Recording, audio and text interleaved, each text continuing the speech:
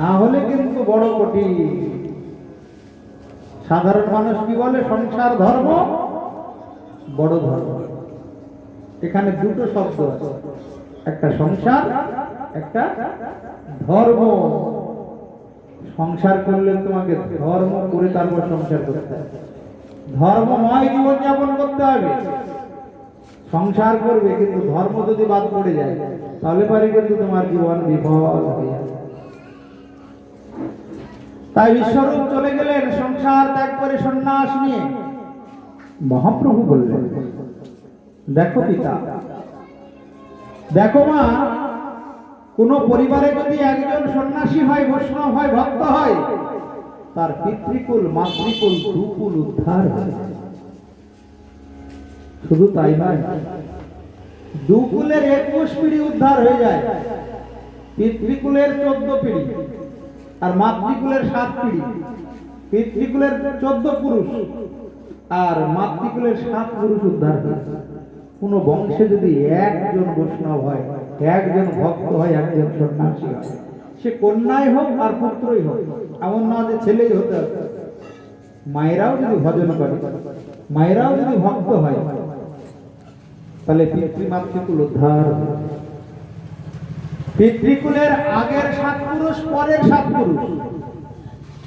14 পুরুষ কি কোন কোন পুরুষ? দেখো, যারা গত হয়েছে, মারা গিয়েছে, সেই 7 পুরুষ। এখন থেকে আগের 7 পুরুষ।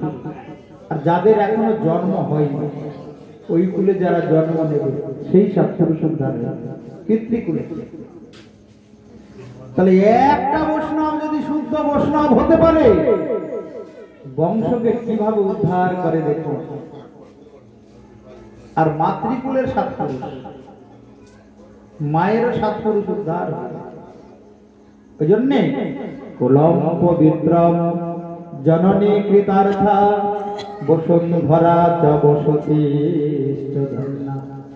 নিত্যান্তি স্বর্গে পিতর পিতেশাম যেষাম কুলে বৈষ্ণব নামধে। যে কুলে একটা বৈষ্ণব, একজন ভক্ত জন্মগ্রহণ করে, তার 21 কুল উদ্ধার হয়ে যায়। তাই হরি বল মনে রে আমার। ওই জন্যে হরিনাম কলিযুগের ধর্ম। এই হরিনাম যদি কেউ করে এবং শ্রীহরি ভগবান শ্রীকৃষ্ণের সেবা যদি কেউ করে, শ্রীকৃষ্ণের কথা যদি কেউ শ্রবণ করে, তার 21 কুল উদ্ধার হয়ে যায়। ভগবানের সেবা করা মানে কি?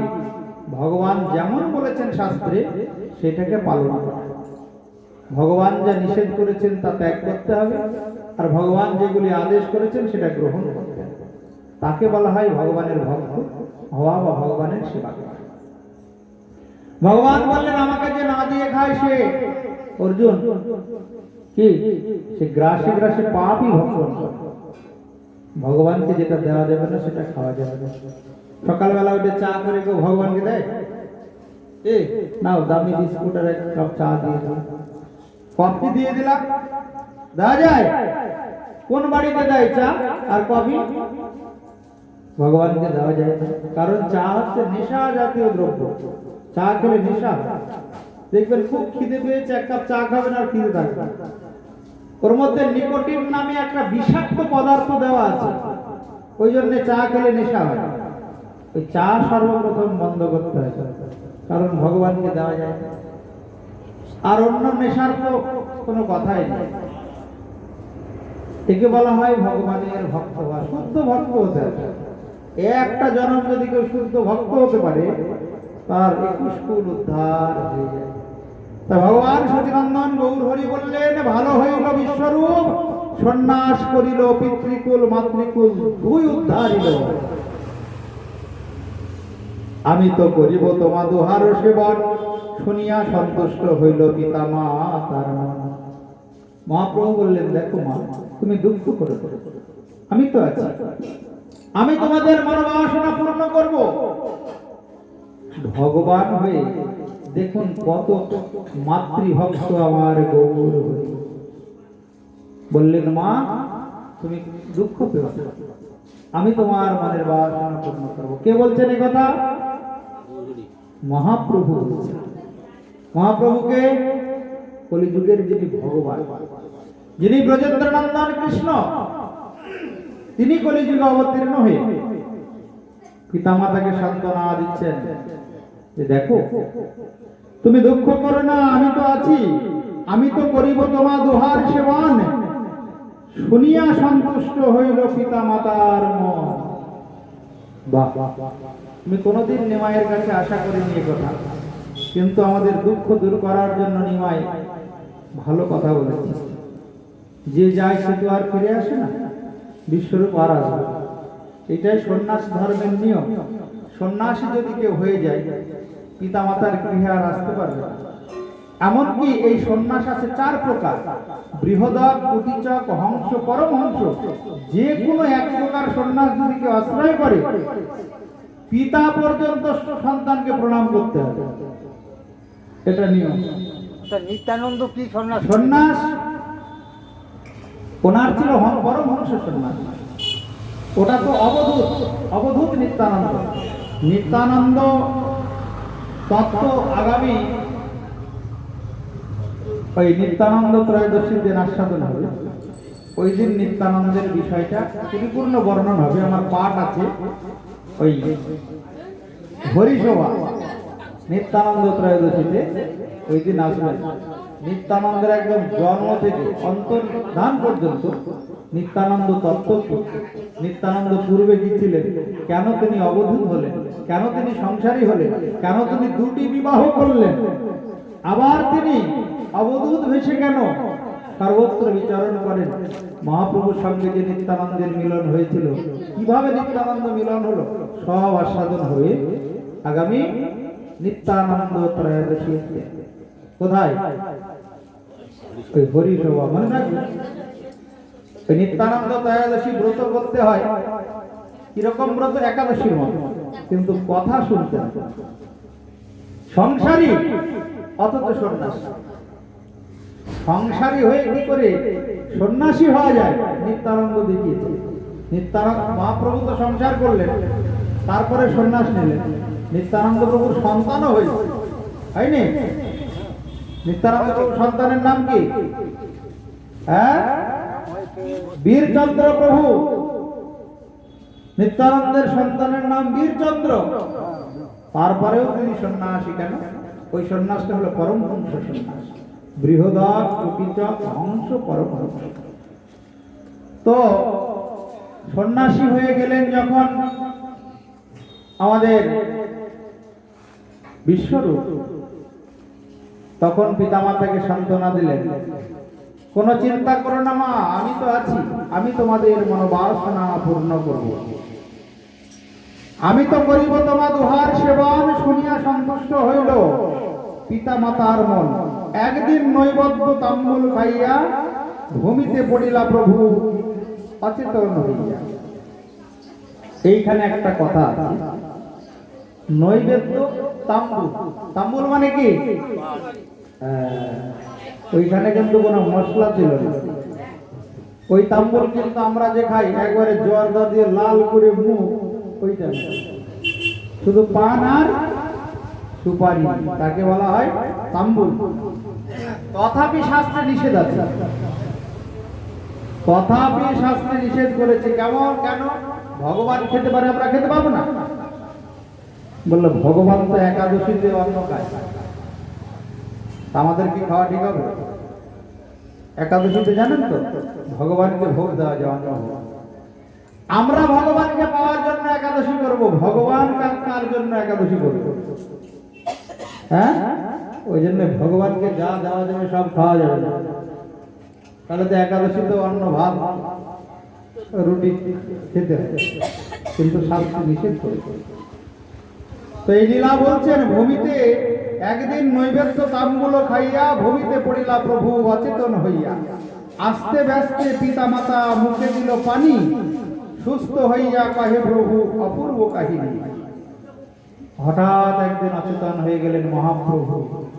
তাড়াতাড়ি করে মুখে জল দিল, পিতামাতা ছুটে এসে চোখে জল দিল। চেতনতা লাভ করে জ্ঞান ফিরে পেয়ে এখন মহাপ্রভু বলছেন, সুস্থ হইয়া কহে প্রভু অপূর্ব কাহিনী, আস্তে ব্যস্তে পিতামাতা মুখে দিল পানি। এথা হইতে বিশ্বরূপ মোরে লইয়া গেলা, সন্ন্যাস করহ তুমি আমারে করিলে। একটু আগে মহাপ্রভু পিতামাতাকে কি বললেন? তোমার কোনো চিন্তা নেই, আমি তোমাদের মনোবাসনা পূর্ণ করব। ভগবান সচিনন্দন গৌর হরি যে সন্ন্যাস নেবেন, তিনিও সংসার করবেন না বা সংসারের প্রতি তার কোনো আসক্তি নেই। শিক্ষা দিচ্ছেন জগৎকে, মন একটা মন একজনের বেশি দুজনকে দেওয়া যায় না। যে মন তুমি ভগবানকে দেবে ওই মন আর সংসারে দিতে পারবে, আর যে মন তুমি সংসারে ঢেলে দেবে, স্ত্রী পুত্র ভাই বন্ধু আত্মীয় স্বজন স্বামী স্ত্রীর প্রতি, ওই মন কিন্তু আর ভগবানে লাগবে। যেই তুমি পাঠ শুনতে বসবে চিন্তা হবে, হায় হায় নদীর বাবা তো এখনো ওষুধটা খাওয়া হলো না, নমিনীর বাবার পায়ে ব্যথা, ওই ছেলে আসবে, ছেলের মা আসবে, চাবিটা তো দিয়ে আসা হয়, তাড়াতাড়ি বাড়ি যায়। এই হচ্ছে সংসার। মহাপ্রভু দেখালেন যে সংসার থেকে মনটাকে সরিয়ে ভগবানে দিতে হবে। কেন? এই মানব জন্ম এইবার লাভ হয়েছে, এই জন্মে যদি আমি কৃষ্ণ ভজন না করি তাহলে পরে এই মানব জন্ম আমি আর পরের জন্মে পাবো না, জন্মটা বিফল হবে। এমন মানব জন্ম আর হবে না, বারে বারে আর আশা হবে না। এমন মানব জন্ম আর পাবে না, বারে বারে আর আশা হবে।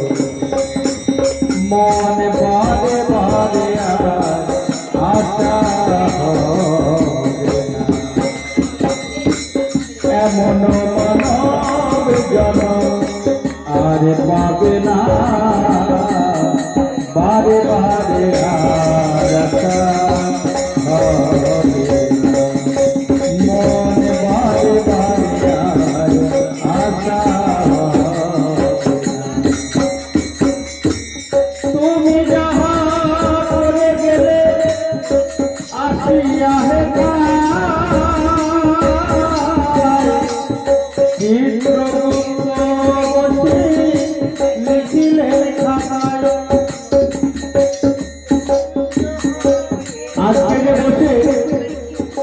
যে ভাগবত শোনা হচ্ছে, পাঠ শোনা হচ্ছে, এটা কিন্তু লেখা থাকবে, এর ফল নষ্ট হবে না। এই যে মিনতি মায়ের বাড়িতে ভাগবত হচ্ছে, ভগবানের কথা হচ্ছে, এর ফলটা শর্টনাট করে লেখা থাকবে ভগবানের খাতায়। কোনো জন্মে এর ফল নষ্ট হয় না। কিন্তু আজকের দিন যদি বাড়ি বসে টিভি দেখছে, এই ফল থেকে তুমি বঞ্চিত হয়েছে। ভগবানের কথা শ্রবণ মঙ্গলম,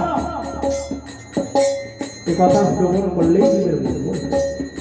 কিন্তু যদি কেউ পাপ করে, অপরাধ করে, অন্যায় করে, অসৎ কর্ম করে, সেটাও তার ফল তোমাকে ভোগ করতে হবে। সকর্ম ফল ভোগ সমান, কোন ফল ভোগে তোমার কিন্তু ক্ষমা নেই। যা কর্ম করবে এই জগতে এসে তারই ফল তোমায় ভোগ করতে হবে। কি সৎকর্ম, কি অসৎ কর্ম। তুমি যাহা করে গেলে আসিয়া হে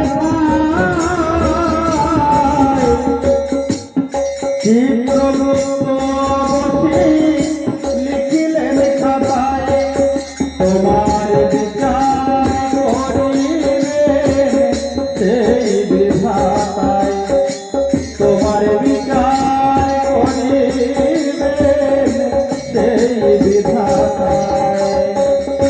আমি যুক্তি তার কাছে কিছুই চলে না, বারে বারে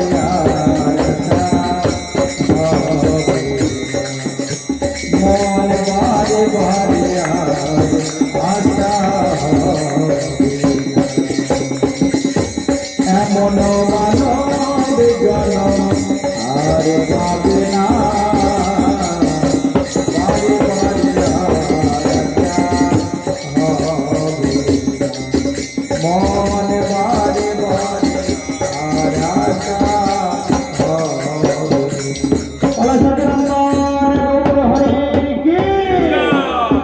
কৃষ্ণচন্দ্র ভগবান কি, বলো নন্দনন্দন ভগবান কি। তাই এই সংসারে মন দিলে জন্মটি বিফল হয়ে যায়। ভগবান নিজে আচরণ করে জগৎকে শিক্ষা দিয়ে। যদি তুমি মনটা দিয়ে ভগবানের ভজন না করে সংসারে দিয়ে দাও, সংসারের চিন্তা করো, তাহলে তোমার জন্মটা বিফল হবে। এই শিক্ষা দেওয়ার জন্য সচিনন্দন গৌর হরি আগেই সংকেত করলেন যে মা, আমি হঠাৎ এক স্বপ্ন দেখলাম। কি স্বপ্ন? এথা হইতে বিশ্বরূপ মোরে লইয়া গেলা, সন্ন্যাস করো তুমি আমারে কহিলা। ওই যে তোমার পুত্র বিশ্বরূপ সন্ন্যাস নিয়েছে, আমি হঠাৎ দেখলাম আমাকেও সন্ন্যাস নিতে বলেছে। বিশ্বরূপ সন্ন্যাস নিয়ে চলে গেলে তো মহাপ্রভু হঠাৎ একজন অচেতন হয়ে গেলেন। অচেতন মানে অজ্ঞান হয়ে যায় না, মানে অজ্ঞান হয়ে গেছে। পিতামাতা তাড়াতাড়ি করে তার কাছে গিয়ে মুখে জল দিল, চোখে জল দিল। যখন জ্ঞান ফিরে পেল তখন বলে, জানো না, আমি হঠাৎ অচেতন হয়ে কি দেখলাম? অচেতন হয়ে দেখলাম এথা হইতে বিশ্বরূপ মোরে লইয়া গেলাম, সন্ন্যাস করো তুমি আমারে কহিলা। আমাকে বললো, দেখো নিমাই, সন্ন্যাসের উপরে বড় ধর্ম নেই। সন্ন্যাস করলে পিতৃকুল মাতৃকুল দুকুল উদ্ধার। আমাকে বলল তুমি সন্ন্যাস ধর্ম পালন করবে। সন্ন্যাস কাকে বলে? সম্যক প্রকারে ন্যাস ইতি সন্ন্যাস। 24 ঘন্টা মন যখন ভগবানের চিন্তায় ডুবে যাবে তখন তাকে বলা হয় সন্ন্যাস। সে সংসারে থেকেই হোক আর সংসার ত্যাগ করে। এবার সংসার ত্যাগ করে যদি মন ভগবানের চিন্তা না করে, বৃন্দাবনে অনেকে যায় বাড়িতে ঝগড়া করে, আমাদের মঠেও যেত, গিয়ে বলতো, প্রভু আর যাব না বাবা, এত কষ্ট সংসারে, আগে জানলে সংসার করতাম, আপনাদের মতোই থাকলো। যেই 15 দিন 1 মাস 1.5 মাস হয়েছে বলে, প্রভু ওই নাতিটার জন্য মন খারাপ। তারপরে নাতির পরে আরেকজনের কথা বলছে, নাতনিটার জন্য মন খারাপ করছে, যে একটু দেখে আসে। প্রভু থাকবো না, যাবো আর চলে আসবো। ওই যে চলে গেল, বাড়িতে গেল তো গেল, আর ফিরে আসে না। এর নাম হলো সংসার। এ ঘোর সংসারে পড়িয়া মানো, না পাই দুঃখের দুঃখের শেষ নাই সংসারে। কই তন দুঃখী, কই মন দুঃখী, কই ধন বিনা রহত উদার। থোরে থোরে সব দুঃখী, কেবল সুখী কৃষ্ণ দাস। এই জগতে সব দুঃখী, সংসারটাই হলো দুঃখালয়, অশাশ্বতম দুঃখের সাগর। সংসার সিন্ধু অতি দুস্তর। কই তন দুঃখী, কই মন দুঃখী। কাউরি টাকা পয়সা আছে তো শরীর ভালো নাই, এমন রোগ ধরেছে শরীরে, হাঁটুতে ব্যথা, কোমরে ব্যথা, ঘাড়ে ব্যথা, পাঠ শুনতে গেলেও বসে পাঠ শুনতে পারে না, চেয়ার খোঁজে, আগে কোথায়। আবার যদি কোনো মঠ মন্দিরে যায় প্রসাদ খেতে, শাস্ত্রে আছে প্রসাদ ভূমিতে বসে সেবা করতে হয়। বলে বাবা প্রসাদ খাবো না, তাও ভালো বসবো না। টাকা পয়সা অনেক আছে, অথচ এমন ভগবান রোগ দিয়ে দিয়েছে, তার মনে শান্তি নেই, সুখ নেই, মনে বড় দুঃখ। ভগবান আমায় এত বড় রোগ, এই 1 নম্বর দুঃখী।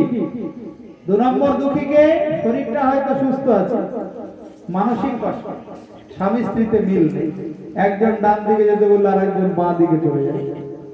তারপরে সন্তান অবাধ্য, পুত্র কন্যা অবাধ্য, আত্মীয় স্বজনের সাথে ভালো সম্পর্ক নেই, এ হলো দু নম্বর দুঃখী। তারপরে তিন নম্বর দুঃখী হলো শরীরও ভালো আছে, সবার সাথে ভালো ভাব আছে, কিন্তু টাকা পয়সা নেই, দিনরাত চিন্তা কি করে সংসার চলবে, থরে থরে সব দুঃখী কেবল সুখী কৃষ্ণ দাস। তার মধ্যে এই সংসারে একজন সুখী বললেন মহাজন। কে সুখী? কৃষ্ণ ভক্ত, কৃষ্ণ দাস, যে হৃদয়ের মনের ভালোবাসাটা ভগবান শ্রীকৃষ্ণকে দিতে পেরেছে, সে সুখী। ভুল করে যদি সংসারে অন্য কাউকে দিয়ে ফেললো, যাকে তুমি ভালোবাসবে এই সংসারে তার কাছ থেকেই তুমি 2 দিন আর 10 দিন পরে দুঃখ পাবে। এ ঘর সংসারে পড়িয়া মানব না পাই দুঃখের শেষ। সাধু সঙ্গ করে হরি ভজে যদি, তবে অন্ত হয় ক্লেশ,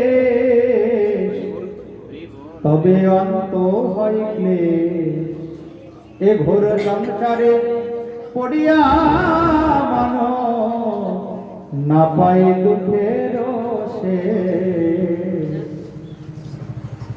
সাধু সঙ্গ করি হরি ভজে যদি একা একা ভজন করলে হবে, সাধু সঙ্গ করতে হবে, বৈষ্ণব সঙ্গ করতে হবে, সাধুর চরণে, গুরুর চরণে, বৈষ্ণবের চরণে শরণ নিতে হবে, তারপরে তুমি হরি ভজন করবে, তবে অন্ত হয় ক্লেশ, মানে দুঃখ তোমার শেষ হয়ে যাবে, দূর হয়ে যাবে।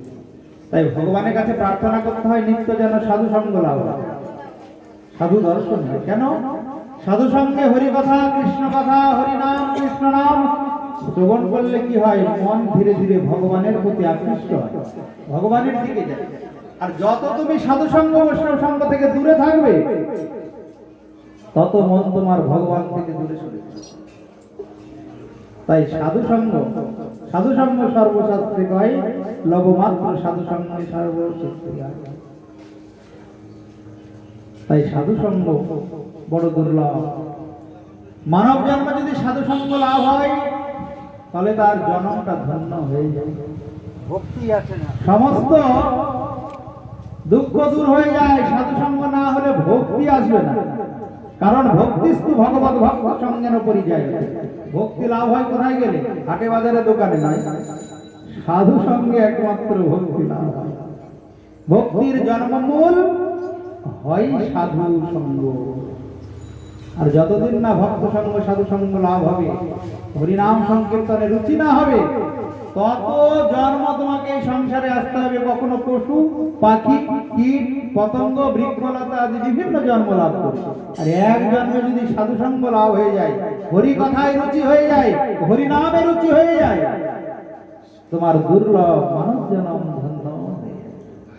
তাই মহাজন বললেন, সাধু সঙ্গ করি হরি ভজে যদি, তবে অন্ত হয় ক্লেশ, তবে অন্ত হয় ক্লেশ।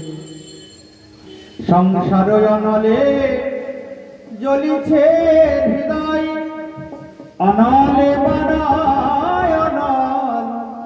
অনল মানে? অনল মানে আগুন। কি গো, সংসারে আগুন আছে নাকি?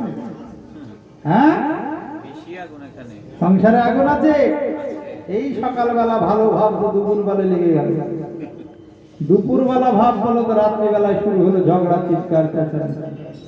এই হলো আগুন, এই হলো সংসারের আগুন। সংসারে অনলে জ্বলিছে হৃদয়, অনলে বাড়ায় অনল।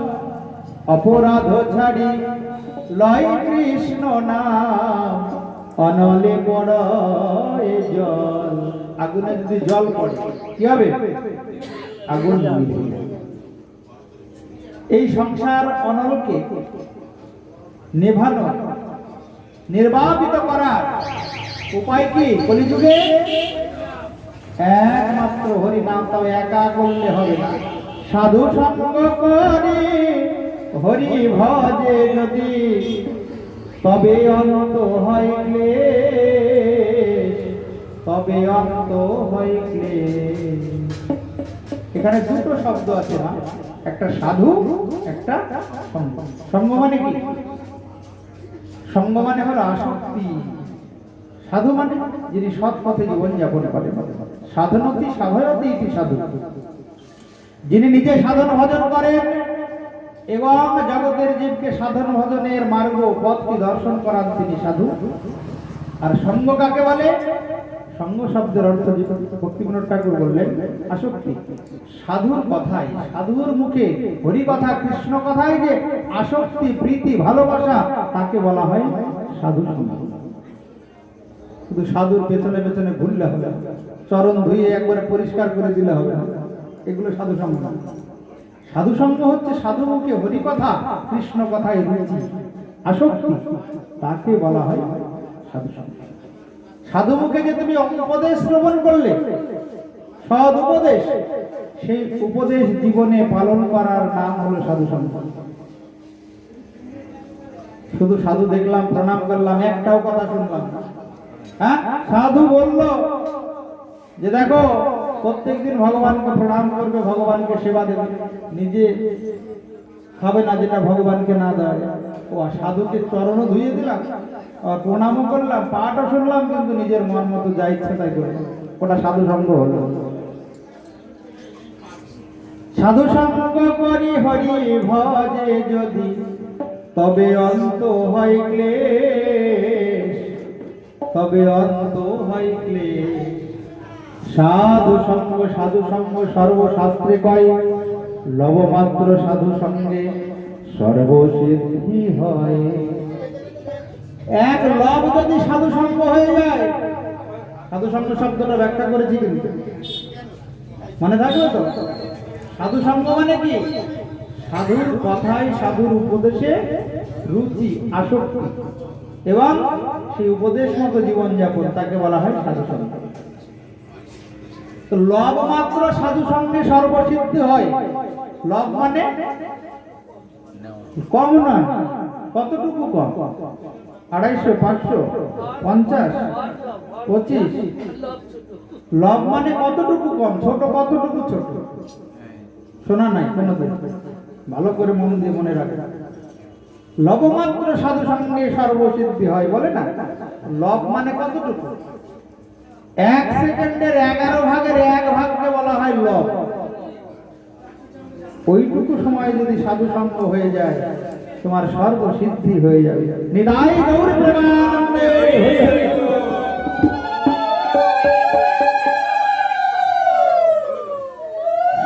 সাধুর একটা কথা যদি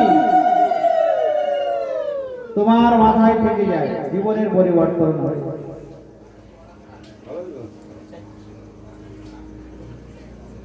যদি তরিতে বাসনা থাকে, করো রে মন সাধুর সঙ্গ, ভজরে আনন্দের গৌরাঙ্গ, করো রে মন সাধু সঙ্গ, ভজরে আনন্দের গৌরাঙ্গ। সাধুর গুণ যাই না বলা, শুদ্ধ চিত্ত অন্তর খোলা। সাধুর গুণ যায় না বলা, ওগো শুদ্ধ চিত্ত অন্তর খোলা। সাধু দর্শনে যায় মনের ময়লা,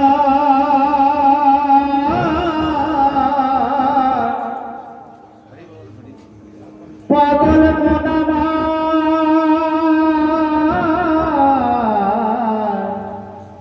মন আমার।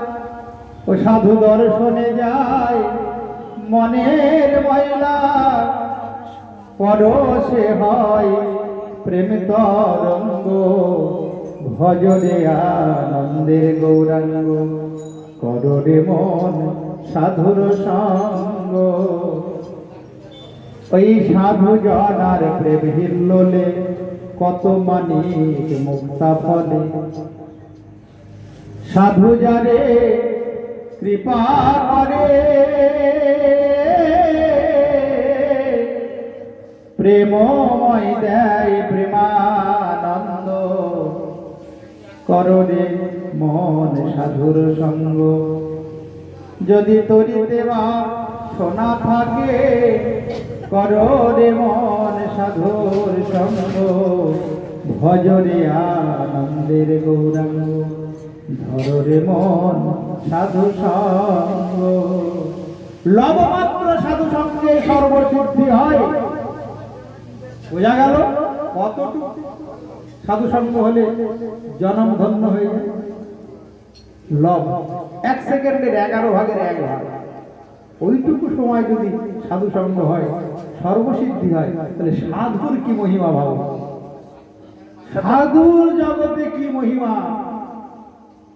সাধু ভাব পাওয়া জগতে বড় দুর্লভ। সাধু কাকে বলে? যার মধ্যে 5টা গুণ থাকে তাকে বলে সাধু। ভাগবত বললেন শুধু গলায় মোটা মালা আর মোটা করে দিল, হাতে হরিনামের মালা দেখলেই সাধু বলা যাবে না। প্রণাম করবে, বেশেরও সম্মান করবে, কিন্তু প্রকৃত সাধু কাকে বলে শুনুন। এই প্রশ্ন করেছিলেন ভগবান কপিল দেবকে মাতা দেবহূতি।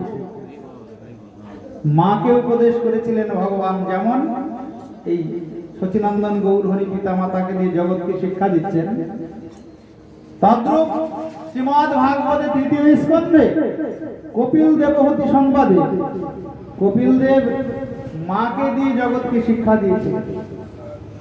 মা প্রশ্ন করলেন ভগবান কপিলকে, কপিল আমার মন বড় চঞ্চল, বলতো বাবা মনকে কি করে ভগবানের সেবায় লাগানো যায়, ভগবানের চিন্তায় লাগানো যায়। ভগবান কপিল দেব বললেন মাতা দেবহূতিকে, দেখো মা, ইলেকট্রিকে হাত দিলে যেমন কাউরি হাত পুড়ে যায়, তাকে শক দেয়, তাকে ছুলে কি হবে? তাকে যদি একজন ছাড়াতে যায় তাকেও ধরবে। তদ্রূপ যার মন ভগবানের চিন্তায় ডুবেছে, যে সাধু ভগবান ছাড়া কিছু বোঝে না, তুমি তাকে ধরবে, তোমার মন অনায়াসে ভগবানের চিন্তায়। তুমি সেই রকম সাধুর সঙ্গ করবে যার মন 24 ঘন্টা ভগবানের চিন্তায় ডুবে আছে, তুমি তেমন সাধুর সঙ্গ। তো এখন মাতা দেবহূতি বলে, বাবা সাধু কোথায় খুঁজে পাবো? হ্যাঁ, 24 ঘন্টা অন্য কোনো চিন্তা করবে না, শুধু ভগবানের চিন্তা করবে, সাধু তো বড় দুর্লভ। আচ্ছা বাবা, কি করে বুঝবো কি সাধু আর অসাধু? ভগবান বললেন, মা লক্ষণ আছে, লক্ষণ দেখে বুঝতে হয় কি সাধু আর কি অসাধু। লক্ষণটা কি? তো ভগবান নিজে বলছেন নিজের মাকে, সাধুর লক্ষণ শোন, যাকে তাকে সাধু বলা যাবে। এই জগতে দেখা যায় সাধুরা মঠ মন্দির করে ঝগড়া ঝামেলা করে কোর্টে গিয়ে দাঁড়িয়ে থাকে। সাধুর বিচার ওই জজ ম্যাজিস্ট্রেট করে, ওটা সাধুর বৈষ্ণবের ধর্ম নয়। সাধু কাকে বলে মা শোনো, মাতা দেবহূতিকে ভগবান বলছেন সাধুর লক্ষণ। আচ্ছা লক্ষণটা ভালো করে মনে রাখবে, জগতে সবকিছুর লক্ষণ আছে। কেউ যদি ভয় পায় তার লক্ষণ আছে নেই, কেউ যদি আনন্দে থাকে তারও লক্ষণ আছে। লক্ষণটা কি? ভয় পেলে মুখ দেখেই বোঝা যাবে, চোখ মুখে ভয় প্রকাশ পায়। আবার কেউ যদি আনন্দে থাকে মুখ দেখেই বোঝা যাবে যে মনে আনন্দ আছে। কাউরি যদি জ্বর হয়, জ্বরের লক্ষণ নেই, খাবায় রুচি থাকবে না, গাটা গরম হবে, এটা তো জ্বরের লক্ষণ। তো ডাক্তার তো গিয়েই বলে দেখি হাতটা, যে হাত ধরে বুঝলে গা গরম আছে। তারপরে লক্ষণ বলে জিজ্ঞাসা করবে, আর কি লক্ষণ? তোমার কি মাথা যন্ত্রণা আছে? না তোমার মাথা ঘুরছে, খাওয়ায় রুচি নেই, আছে কিনা জিজ্ঞাসা করে। এগুলো হলো জ্বরের লক্ষণ। তদ্রূপ সাধুর লক্ষণ আছে, সাধু চিনবে কি করে? কোন সাধুর লবমাত্র সঙ্গ করলে সর্বসিদ্ধি হয়ে যায়? শোনো মা, সাধুর প্রথম লক্ষণ হলো তিতিক্ষব। দ্বিতীয় লক্ষণ কারণিক। তৃতীয় লক্ষণ হলো সুধী সর্বদেহিনাম। চতুর্থ লক্ষণ অজাত শত্রু। পঞ্চম লক্ষণ হলো শান্ত ভাব। এই 5টা লক্ষণ বললেন। এই 5টা লক্ষণ দেখে বুঝবে সাধু কিনা। 1 নম্বরটা তিতিক্ষব মানে সহনশীল। যার মধ্যে যত ধৈর্য সে জানবে সে তত বড় সাধু। সহ্য ক্ষমতা যার মধ্যে যত বেশি সে তত বড় সাধু। সে গৃহেই থাকুক আর বনেই থাকুক। আর একটুতে ফোঁস করে মাথা গরম হয়ে গেল, জানবে ওই মালা তিলকের কোনো মূল্য নেই। মালা তিলক ধারণ করেছে, কেউ একটা কিছু বললো, একবারে যেটা বলার না সেটাও বলে দিল, যেটা বলার সেটাও বলে দিল। এগুলি বৈষ্ণব না, এগুলি ভক্ত না, এগুলি বেশির অপমান। সাধু কাকে বলে? যার মধ্যে তিতিক্ষু মানে সহিষ্ণু, যার মধ্যে মান অপমান দুটো সমান, তাকে বলা হয় সাধু। কেউ তোমাকে অপমান করলেও যা, সম্মান দিলেও তাই। দেখুন সাধু হওয়া কত কঠিন, ভক্ত হওয়া কত কঠিন। তুল্য নিন্দা স্তুতির মৌনী সন্তুষ্ট যেন কেনচিৎ, শ্রীমদ্ ভগবত গীতায় আছে। অনিকত স্থির মতির মানহ স্বনর প্রিয় মানব। ভগবান অর্জুনকে বললেন তুল্য নিন্দা স্তুতির মৌনী। নিন্দার স্তুতি, স্তুতি মানে প্রশংসা, যে নিন্দাকে আর স্তুতিকে প্রশংসাকে সমান মনে করে সে হচ্ছে আমার প্রিয়, সে হলো সাধু। এটা সম্ভব? হ্যাঁ, এটা সাধারণ জীবের পক্ষে সম্ভব? তুল্য নিন্দা স্তুতির মৌনী। যে তোমাকে অপমান করবে তাতেও যেমন ভাব, তোমাকে প্রশংসা করবে তাতেও তেমন ভাব। সাধারণ জীবের পক্ষে সম্ভব না, এটা সাধুর পক্ষে সম্ভব। সাধুর কোনো মান অপমান জ্ঞান নেই, তাকে সাধু বলে না। যেমন হরিদাস ঠাকুরকে বেত্রা করেছিল 22 বাজারে। হরিদাস কি বলেছিলেন? ভগবানের কাছে প্রার্থনা করেছিলেন, প্রভু এরা জানে না কত বড় অপরাধ করছে, তুমি এদের ক্ষমা করে দিও। একে বলা হয় সাধু। প্রথম লক্ষণটা মনে রাখবে, যার মধ্যে সহ্য ক্ষমতা যত, ধৈর্য যত, ক্ষমাগুণ যত বেশি, সে তত বড় সাধু। ভগবান বলছেন। তো হলো দ্বিতীয় লক্ষণটা কি? দ্বিতীয় লক্ষণ হলো কারুণিক, যার হৃদয়টি করুণায় পরিপূর্ণ, তাকে বলা হয় ভক্ত, তাকে বলা হয় বৈষ্ণব, তাকে বলা হয় সাধু। যে নিজের সুখ চিন্তা করে না, অন্যের সুখে যে সুখী, অন্যকে করুণা করার জন্য, কৃপা করার জন্য, এই মায়ার কারাগার থেকে উদ্ধারের পথ দেখানোর জন্য যে সদা সর্বদা ব্যস্ত, তাকে বলা হয় সাধু। যার হৃদয়টি করুণার হৃদয়, যাকে অপমান করলেও তার জন্য ভগবানের কাছে প্রার্থনা করে, প্রভু তাকে তুমি ক্ষমা করে দিও। বাজে কথা, কটু কথা বললেও যে গায়ে নেয় না, তবুও তার সঙ্গে কথা বলে, তাকে বলা হয় সাধু। এই করুণার হৃদয়। 2 নম্বর আর সুহিত মানে হিতকারী, তার দ্বারা জগতে কোনো অমঙ্গল হয় না, তাকে বলা হয় সাধু। যে কখনো কাউরি অমঙ্গল চিন্তা করে না, তাকে বলা হয় ভক্ত, তাকে বলা হয় বৈষ্ণব। 4 নম্বর গুণ অজাত শত্রু। যার জগতে কোনোদিন শত্রু জন্মই নাই না, তাকে বলা হয় সাধু। অজাত শত্রু, জাত হয় না।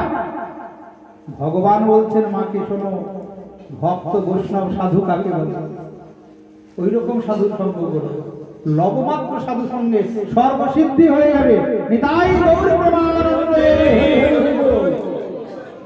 সারা জীবন ঘুরতে ঘুরতে ঘুরতে ঘুরতে যদি ওই রকম সাধু এখন সঙ্গ হয়ে যায়, ওই সাধু যদি একবার কৃপা দৃষ্টি প্রদান করে, তোমার বদন পানে ফিরে যায়, তোমার দুর্লভ মানব জনম ধন্য। সাধুর দর্শনে যায় মনের ময়লা, পরশে হয় প্রেম তরঙ্গ, ভজরে আনন্দের গৌরাঙ্গ।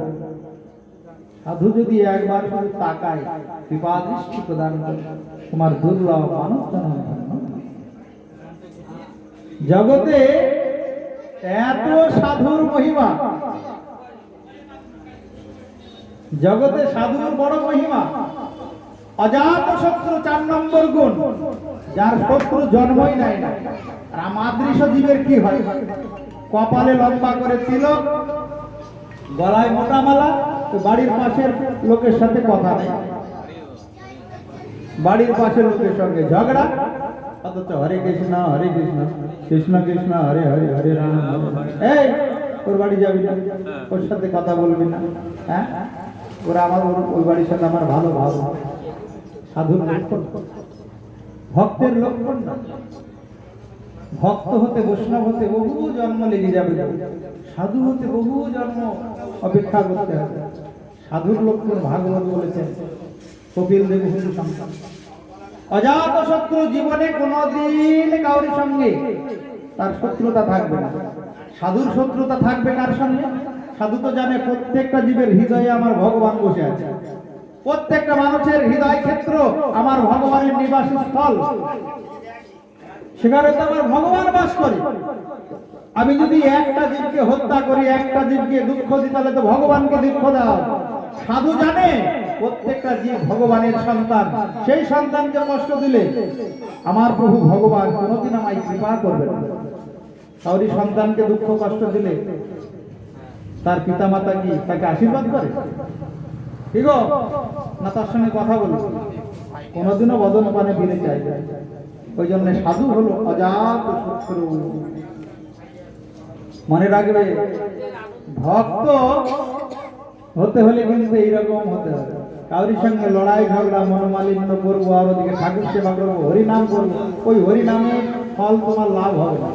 ভগবানের সেবা করবে, ভগবান তোমার মুখের দিকে কোনো দিন ফিরে চাইবে না। ভগবান বলেছেন, একটা জীবের প্রতি তোমার যদি বিদ্বেষ হিংসা থাকে, আমাকে পেতে 1 জন্ম পিছিয়ে যাবে। কথাগুলো মনে রাখবে। এই জন্য তো কানে শোনা হলো, এর কিন্তু ফল 1 জন্মে না 1 জন্মে পাওয়া যাবে। ওই জন্য হরি কথা, ভাগবত কথা যেখানে হবে ছুটে যেতে হবে না, কিন্তু লাভ আছে। শ্রবণ মঙ্গলম। অজাত শত্রু 5 নম্বর গুণ কি? সাধুর 5 নম্বর লক্ষণ হলো শান্ত বহ। সাধু সদা সর্বদা শান্ত, তার হৃদয়ে কামনা বাসনার ঢেউ নেই। যে ভক্ত, যে বৈষ্ণব, যে সাধুর হৃদয়ে যত কামনা বাসনা বেশি, সে তত অশান্ত। বললেন মা, এই লক্ষণগুলো দেখে সাধু চিনবে। সাধুর মন যদি চঞ্চল দেখো, অশান্ত দেখো, জানলেও সাধু নয়। ওর মধ্যে কামনা বাসনা পরিপূর্ণ। কামনা বাসনার ঢেউ যে ভক্তের, যে বৈষ্ণবের, যে সাধুর মনে যত বেশি, সে তত চঞ্চল, সে তত অশান্ত, সে তত ক্রোধী, সে তত লোভী। তাই যে সাধু, সে শান্ত থাকবে। কেন? ভক্তি মুক্তি সিদ্ধিকামী সকলই অশান্ত, কৃষ্ণ ভক্ত নিষ্কাম, অতএব শান্ত। যে কৃষ্ণ ভক্ত হয়, তার হৃদয়টি কেমন জানেন? ওই গভীর সমুদ্রে যেমন জলের অবস্থা, সমুদ্রের পাড়ে ঢেউ আছে, সমুদ্রের গভীরে গেলে ঢেউ আছে কোনো? একদম ধীর স্থির হয়ে আছে। তদ্রূপ হবে ভক্তের হৃদয়, বৈষ্ণবের হৃদয়, সাধুর। ওই সাধু সঙ্গ যদি হয়ে যায় লবমাত্র, বোঝা গেল কোন সাধুর কথা বলা হয়? শুধু আমরা তো শুনে যাই, সাধু সঙ্গ সর্বশাস্ত্রে কয়, লবমাত্র সাধু সঙ্গে সর্বসিদ্ধি হয়। গলায় তিলক, এই গলায় মালা আর কপালে তিলক দেখলাম, এবারে চরণ দিয়ে পরিষ্কার করে দিলাম, আসল কাজ কিছুই হলো না। আসল কাজ হবে না। কিন্তু ব্রহ্মাণ্ড ভ্রমিতে কোন ভাগ্যবান জীব গুরু কৃষ্ণ প্রসাদে পায় ভক্তিলতা। যদি সাধু সঙ্গ হয়ে যায়, গুরুদেব হলেন সাধু শিরোমণি, ওই রকম সাধুকে যদি গুরু রূপে কেউ বরণ করে, তার হৃদয়ে ভক্তির বীজ অঙ্কুরিত হয়ে যাবে। ভক্তিলতা ধীরে ধীরে ধীরে ধীরে বাড়বে, আর ওই ভক্তিলতা বাড়তে বাড়তে প্রেম ফল ধরবে ওই লতায়, আর প্রেম ফল আস্বাদন করে তোমার দুর্লভ মানব জনম ধন্য হয়ে যাবে। নিতাই গৌর প্রেমানন্দে হরি হরি বল। তাই সাধু যারে কৃপা করে প্রেমময় দেয় প্রেমানন্দ, ভজরে আনন্দে রে গৌরাঙ্গ। তাই সাধু সঙ্গ সর্বশাস্ত্রে কয়, লবমাত্র সাধু সঙ্গে সর্বসিদ্ধি হয়। বলো কৃষ্ণচন্দ্র ভগবান কি, নন্দ ভগবান কি, যশোদানন্দন ভগবান কি। ভগবান সতীনন্দন গৌর হরি নিজে আচরণ করে তিনি জগৎকে শিক্ষা দিলেন। তিনি বললেন ঈশ্বর সন্ন্যাস নিয়েছে তাই কি, আমি তো আছি। আবার আরেকদিন বললেন আরে আমাকেই তো সন্ন্যাস নিতে বলছে, আমি অচেতন হয়ে গেলাম। তো বিশ্বরূপ এসে বললে তুমি সন্ন্যাস গ্রহণ করো। আমি কহি আমার অনাথ আছে পিতা মাতা, আমি বালক সন্ন্যাসের কিবা জানি কথা। হে বিশ্বরূপ, হে দাদা, তুমি আমায় সন্ন্যাস নিতে বলছো, আমার যে অনাথ পিতা মাতা আছে। অনাথ বললো কেন, আমি ছাড়া যে তার কেউ নাই। এক এক করে 9টা 8টা কন্যা সন্তান বিয়োগ হয়েছে, প্রাণ ত্যাগ করেছে, মারা গিয়েছে। তুমি ছিলে আমার জ্যেষ্ঠ ভ্রাতা, তুমি সন্ন্যাস নিয়েছো। জানো তাতে কি হয়েছে, আমার পিতা মাতা অনাথ হয়েছে। তা আমি যদি সন্ন্যাস নিয়ে চলে যাই তাহলে আমার পিতা মাতা যে অনাথ হয়ে যাবে। আমি পিতা মাতাকে তো অনাথ করতে পারবো না। দেখুন ভগবান কত পিতৃভক্ত মাতৃভক্ত। শিক্ষা দিলেন গো পিতা মাতাকে দুঃখ দিও না। পিতা মাতাকে দুঃখ কষ্ট দিয়ে জীবনে কেউ সুখ পায় পায়। পিতামাতার নয়নের জল অভিশাপ হয়ে যায় সন্তানের জীবনে। পৃথিবীতে কোনো প্রমাণ নেই, কোনো শাস্ত্রে প্রমাণ নেই পিতামাতাকে দুঃখ দিয়ে কেউ সুখী হতে পেরেছে। এক ফোঁটা জল যদি পড়ে সেটা সন্তানের জীবনে বড় অভিশাপ, কোনোদিন সুখ পাবে না। ওই জন্য পিতামাতাকে কখনোই দুঃখ দিতে নেই, কষ্ট দিতে নেই। তো মহাপ্রভু বললেন আমি কহি আমার অনাথ পিতা মাতা, আমি বালক সন্ন্যাসের কিবা জানি কথা। গৃহস্থ হইয়া করি পিতৃমাতৃ সেবন, ইহাতে সন্তুষ্ট হবেন লক্ষ্মী নারায়ণ। এইখানে একটা তত্ত্ব সিদ্ধান্ত লুকিয়ে আছে। কি বললেন, গৃহস্থ হইয়া যদি কেউ পিতা মাতার সেবা করে, গৃহস্থ হইয়া করি পিতৃমাতৃ সেবন, ইহাতে সন্তুষ্ট হবেন লক্ষ্মী নারায়ণ। এখানে কিন্তু ভগবান শ্রীকৃষ্ণের কথা বলেন। গৃহস্থ হয়ে যদি পিতা মাতার সেবা করি, লক্ষ্মী নারায়ণের কথা আনলেন। ওই জন্য চৈতন্য চরিতামৃত শুনতে হবে খুব মন দিয়ে। লক্ষ্মী নারায়ণ আসলে কি করে এখানে? এতদিন গুরুদেবের কাছে অনেক কথা শুনেছেন, এবার ভালো করে শুনুন। এইখানে কেন কৃষ্ণের কথা না বলে লক্ষ্মী নারায়ণের কথা বলে? ঐশ্বর্য জ্ঞানেতে সব জগৎ মিশ্রিত, ঐশ্বর্য শিথিল প্রেমে নহিময়র প্রীত। ঐশ্বর্য জ্ঞানে বিধি মার্গে যদি কেউ কৃষ্ণের সেবাও করে, ওটা কৃষ্ণ সেবা হয় না, ওটা নারায়ণের সেবা হয়ে যায়। ঐশ্বর্য মার্গে তুমি কৃষ্ণ সেবা করলে, আরতি করলে, ভোগ লাগালে, তারপরে শৃঙ্গার করলে, মালা পরালে, ওটা কিন্তু কৃষ্ণ সেবা হলো না। বিধি মার্গে যদি কেউ সেবা করে সেটা নারায়ণের সেবা হয়ে যায়। কারণ ওই কৃষ্ণের মধ্যে তো নারায়ণ বসে আছে। ভগবান কৃষ্ণের মধ্যে কে নাই বল? ভগবান শ্রীকৃষ্ণের মধ্যে সবাই বসে আছে। তাহলে কৃষ্ণকে পাওয়া যাবে কোন মার্গ অবলম্বন করলে? সেটাকেই বলা হয় রাগ মার্গ। এই ধর্ম প্রচার করার জন্য কৃষ্ণের অবতার হয়েছিল দ্বাপর যুগে। রসিক শেখর কৃষ্ণ পরম করুণ, এই দুই হেতু হইতে ইচ্ছার উদ্গম। দুটি হেতু কি? রাগ মার্গে ভক্তি ধর্ম করিতে প্রচারণ আর প্রেম রস নির্যাস করিতে আস্বাদন। এই দুই হেতু হইতে ইচ্ছার উদ্ভব। ভালো করে শুনে রাখুন, কেউ যদি ঐশ্বর্য মার্গে বিধি মার্গে ভগবানের সেবা করে, রাধা কৃষ্ণের সেবা করছে, ফল পাবে কিন্তু লক্ষ্মী নারায়ণের সেবা। যতদিন না রাগাশ্রয়ী ভজন হবে, স্বরূপে প্রতিষ্ঠিত হবে, গুরুদেব স্বরূপের জ্ঞান প্রদান করবেন, তোমার স্বরূপটা কি এই পর্যন্ত কিন্তু যেতে হবে। তুমি কোন স্বরূপে ভজন করবে? অনেক গুরুদেব এগুলি না বলেই চলে যায়। আচ্ছা, একটা কথা বলবো, তো বিধিমার্গ তো বিষ্ণুর লোক পর্যন্ত, হ্যাঁ বিষ্ণুর লোক পর্যন্ত তো বিধিমার্গ, হ্যাঁ তাহলে বিধিমার্গ